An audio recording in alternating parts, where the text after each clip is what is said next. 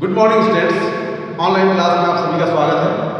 BA third year में आज हम लोग भारत में ईस्ट इंडिया कंपनी कैसे आया, किस तरह से इसने व्यापार को बढ़ाया और व्यापार करते करते इनका उद्देश्य किस प्रकार से साम्राज्य विस्तार की ओर गया, इसके बारे में हम अध्ययन करेंगे। यह सब अध्ययन करने से पहले हमें को यह जानना होगा कि भारत में जो ईस्ट इंडिया कंपनी आई, वह ईस्ट इंडिया कंपनी का किस तरह से इतिहास है, इसकी स्थापना कैसे हुई और शुरुआत में क्या उद्देश्य था और किस तरह से भारत में आया, इसका हम डिटेल अध्ययन आज करेंगे। तो देखते हैं आज सबसे पहला पॉइंट है भारत में ईस्ट इंडिया कंपनी की स्थापना। भारत में ईस्ट इंडिया कंपनी की ईस्ट इंडिया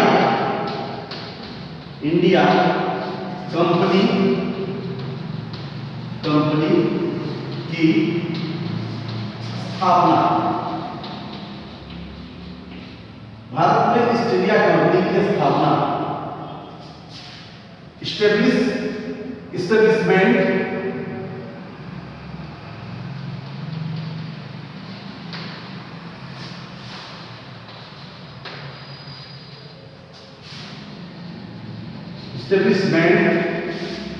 ए east India company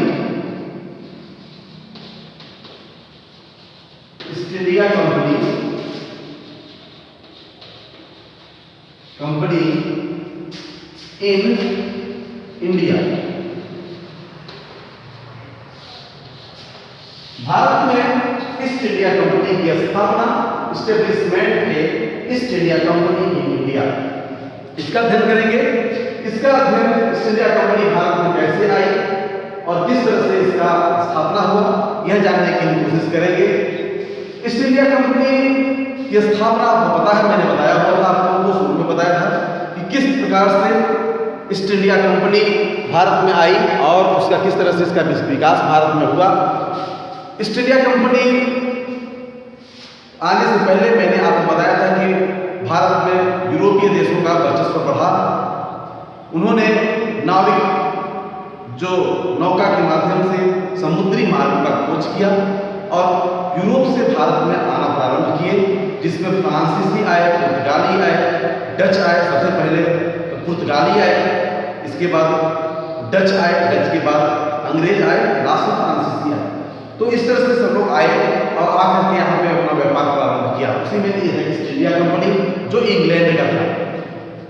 east India company Bharat में आई, उसके पहले 1850 में बात करें, 1850 में सर फ्रांसिस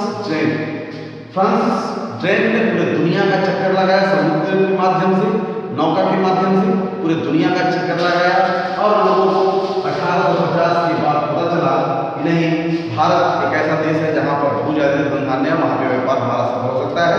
यूरोप में औद्योगिक क्रांति आ चुकी थी और यूरोप में औद्योगिक क्रांति आने के कारण इस तरह से वहाँ पे डेवलपमेंट हो चुका था।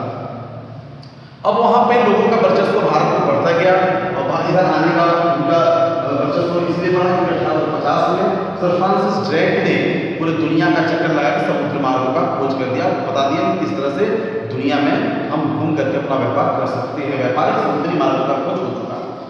1850 के बाद हम देखते हैं कि 1888 ईस्वी में जो जंगली बेड़ा था अरमेड़ा 1888 में अरमेड़ा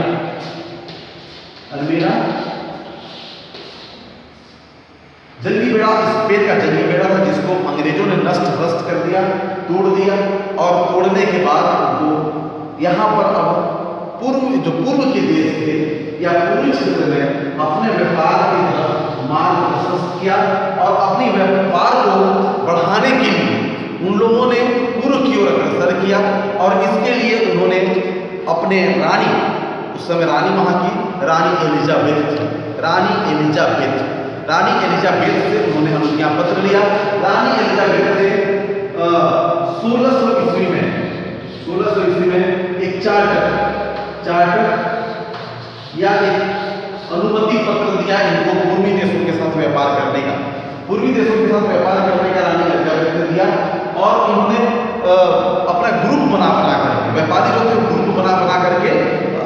के लिए चलने लगे वहाँ से, और जो लाभ होता था उनको, जो लाभ होता था उस लाभ को सब लोग बांट लिया करते थे। और इस तरह से प्रारंभ में अगर हम कहें तो प्रारंभ में जावा और सुमाला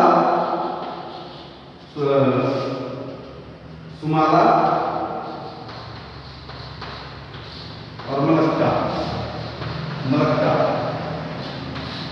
इन एरिया, ये जो एरिया है यहाँ पे लोगों का व्यापार शुरू का जावा, सुमात्रा, सुमाला और मलक्का। सुमात्रा हम कहते हैं इसको, सुमाला को सुमात्रा, जावा, सुमात्रा और मलक्का, यहाँ पर इन लोगों ने व्यापार करना शुरू किया। और इसके बाद इन लोगों का स्थान भारत में ईस्ट इंडिया कंपनी की स्थापना का उद्देश्य सोचने लगे। और 1609 ईस्वी में भारत में ईस्ट इंडिया कंपनी आई। 1609 ईस्वी में भारत में east India company, east India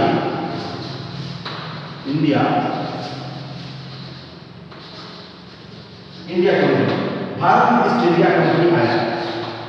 कब आया भारत में? पहली बार 1609 ईस्वी में आया। और 1609 ईस्वी में आया, उस समय भारत का जो दिल्ली सल्तनत पे जो शासन करता था वह था जहांगीर से इन लोगों ने अनुमति प्रदान करने की कोशिश की। अनुमति मांगा कि हमें अनुमति दीजिए, हम यहाँ पे आकर के अपना व्यापार करना चाहते हैं। लेकिन जहांगीर को वहाँ के जो व्यापारी थे, जो सूरत के व्यापारी थे, उन लोगों ने अनुमति नहीं दी। और उन लोगों के अनुमति न देने के कारण दूसरा चीज़, पुर्तगालियों के का दबाव भी था। पुर्तगालियों से उस समय मुगल साम्राज्य, मुगलों का जो था वो अच्छा संबंध था। और इसके कारण ये लोग पहली बार इनको अनुमति नहीं दिया गया। और उस समय जो आया अनुमति लेने ईस्ट इंडिया कंपनी का, जो कंपनी के तरफ से जो आया वह था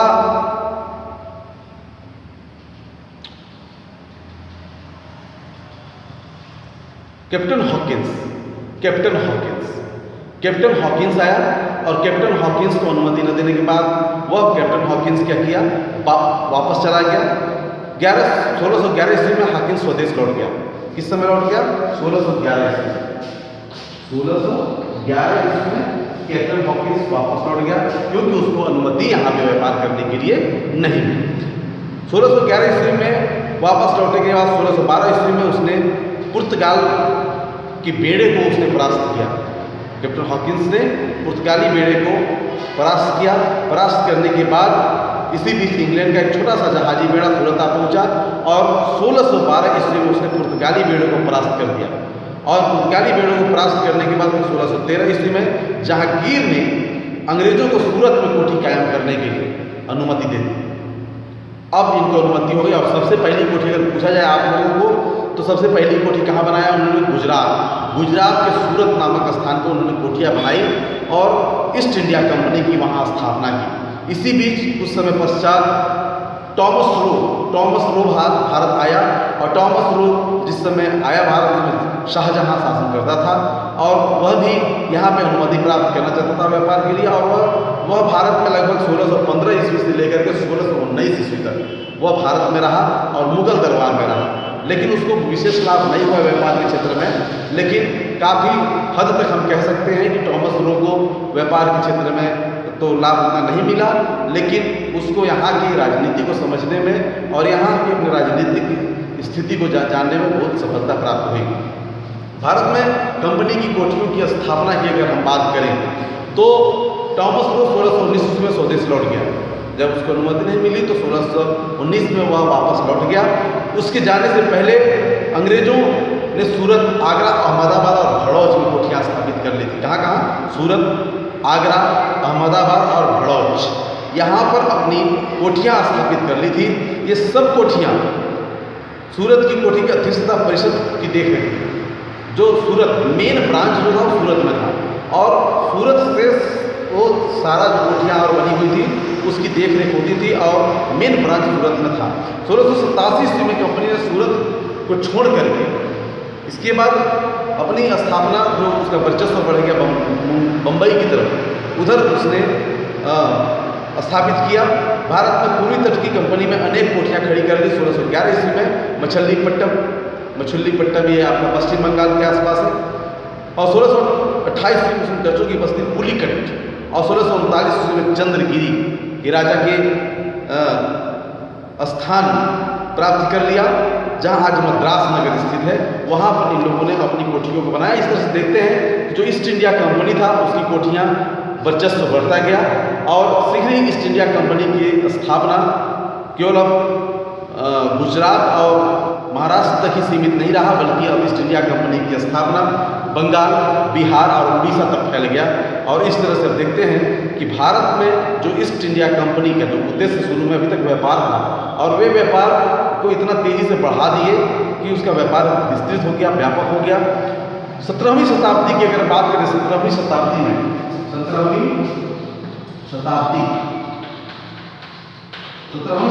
अगर हम बात करें तो 17वीं शताब्दी में ईस्ट इंडिया कंपनी का जो वर्चस्व है बहुत तेज़ी से बढ़ा आगे, और हम कह सकते हैं कि व्यापार के क्षेत्र में इन्होंने बहुत तेज़ी से विकास और सफलता हासिल की।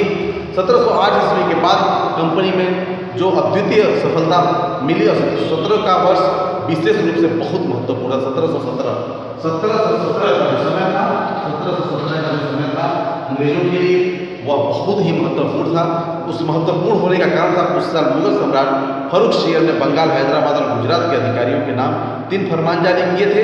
इन फरमानों में कंपनी को बहुमूल्य विशेषाधिकार प्राप्त कर दिया गया, कंपनी को विशेष अधिकार दिए गए व्यापार करने के लिए। उसने केवल 3000 मात्र 3000 रुपये वार्षिक लगान मांगता था और उनको पूरी छूट थी व्यापार को बढ़ाने के लिए। इस तरह से इन फरमानों के जारी होते ही अंग्रेजों के विकास में अद्वितीय वृद्धि हुई। अब मद्रास में कंपनी अपना शांतिपूर्ण तरीके से अपना व्यापार को विस्तृत करना शुरू कर दिया था। 18वीं शताब्दी की अगर हम बात करें, अब 18वीं शताब्दी में बात करें तो 18वीं शताब्दी आते आते कंपनी का जो उद्देश्य था वह व्यापार के साथ साथ अब उसका राजनीति के क्षेत्र में भी प्रवेश हो गया। राजनीति के क्षेत्र में 18वीं शताब्दी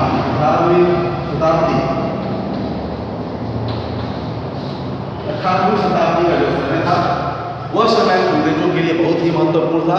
और इस समय अंग्रेजों का जो उद्देश्य केवल व्यापार न रह करके अब उनका उद्देश्य यहाँ पर अपना साम्राज्य स्थापित करना होने लगा, और वे अब हस्तक्षेप राजनीति को करने लगे।